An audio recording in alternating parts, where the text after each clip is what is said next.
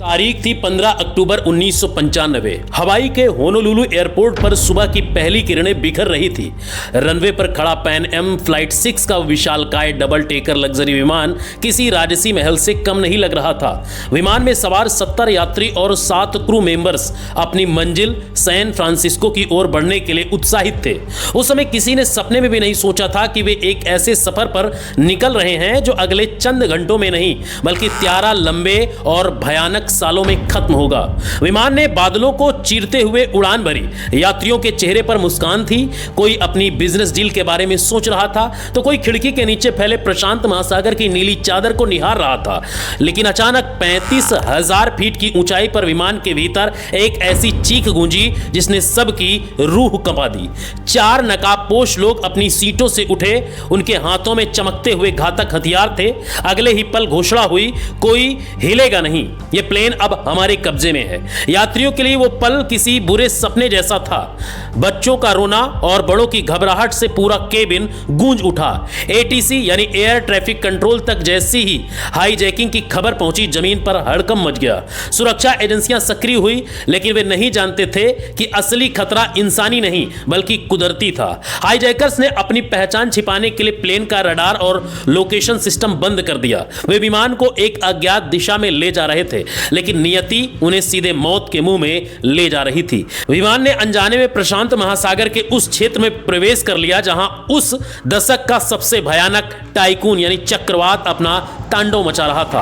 आसमान अचानक काला पड़ गया और देखते ही देखते 200 किलोमीटर प्रति घंटे की रफ्तार वाली हवाओं ने उस विशाल विमान को एक खिलौने की तरह उछालना शुरू कर दिया।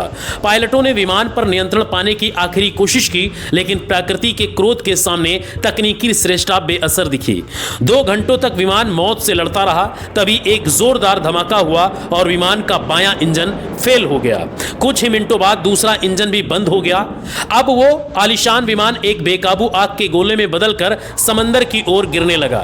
जैसे ही विमान पानी की सतह के करीब पहुंचा, कुछ बहादुर यात्रियों ने अपनी जान की परवाह न करते हुए हाईजैकर्स पर हमला किया। उस अफरा तफरी और गिरते हुए विमान के बीच उन्होंने हाईजैकर्स को मार गिराया और विमान का आपातकालीन दरवाजा खोल दिया। एक भीषण धमाके के साथ प्लेन समंदर में समा गया, लेकिन चमत्कारिक रूप से 60 लोग मलबे से बाहर निकलने में सफल रहे।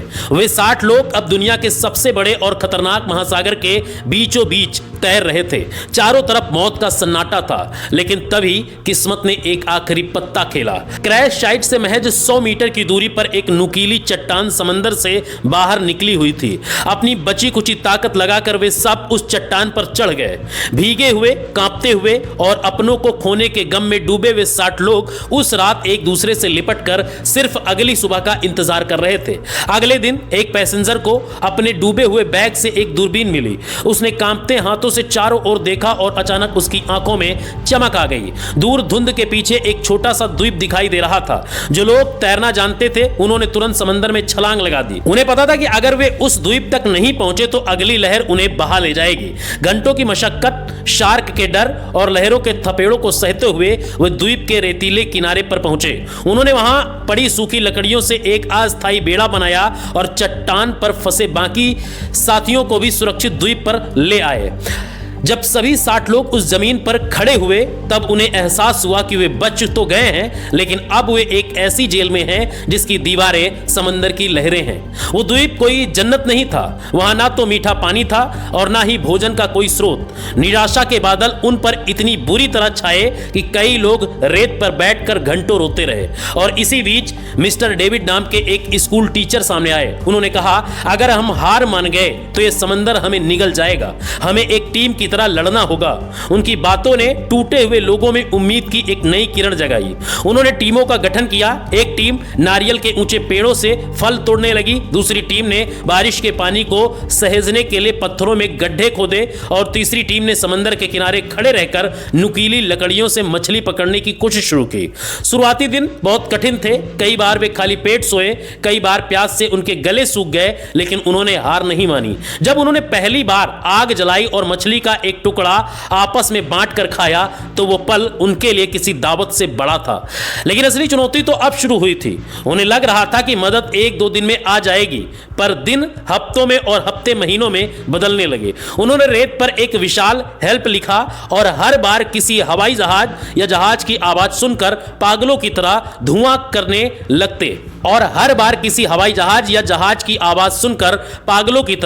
करने लगते लेकिन हर बार निराशा ही हाथ लगती।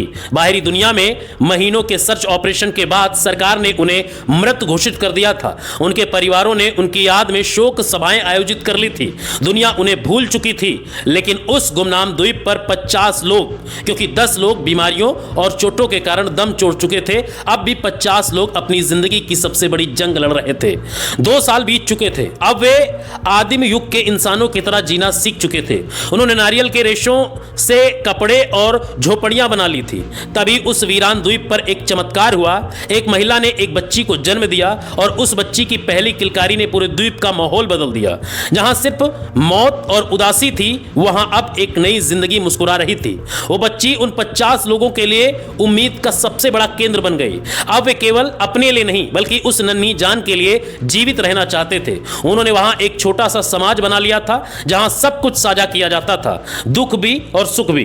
देखते ही देखते 10 साल गुजर गए। मिस्टर डेविड ने उन बच्चों के लिए एक स्कूल खोल दिया जो उस द्वीप पर पैदा हुए थे। वे उन्हें रेत पर अक्षर लिखना सिखाते और उस दुनिया की कहानियां सुनाते जिसे उन बच्चों ने कभी देखा ही नहीं था। उन बच्चों के लिए समंदर की लहरें खिलौने थे और नारियल के पेड़ उनके घर। लेकिन बड़ों की आंखों में अब भी अपने घर लौटने की एक टीस बाकी थी। इन 10 सालों में उन्होंने कई साथियों को खोया और कई नई जिंदगियों का स्वागत किया। उनकी कुल संख्या अब भी 48 थी। अब वे थक चुके थे।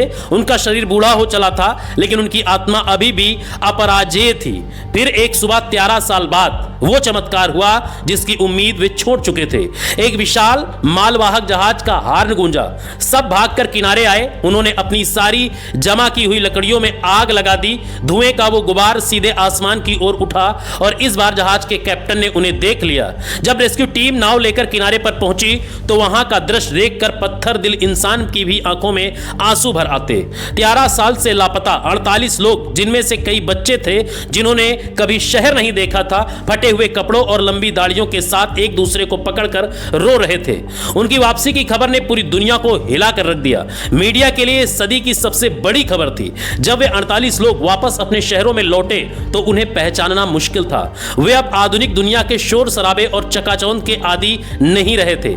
एक सर्वाइवर की डायरी ने जब उन 13 सालों के संघर्ष की दास्तान बयां की कि कैसे उन्होंने भूख से लड़ाई की, कैसे उन्होंने अपने साथियों को रेत में दफन किया और कैसे उन्होंने हर परिस्थिति में अपनी मानवता को बचाए रखा, तो हर सुनने वाले की आंख नम हो गई। The last survivors of flight 6 की यह कहानी महज एक विमान दुर्घटना की कहानी नहीं, बल्कि यह मानवीय साहस की वो गाथा है जो बताती है कि अगर इंसान के पास उम्मीद की एक छोटी सी लौ हो तो वो काल के क्रूरतम प्रहार को भी मात दे सकता है।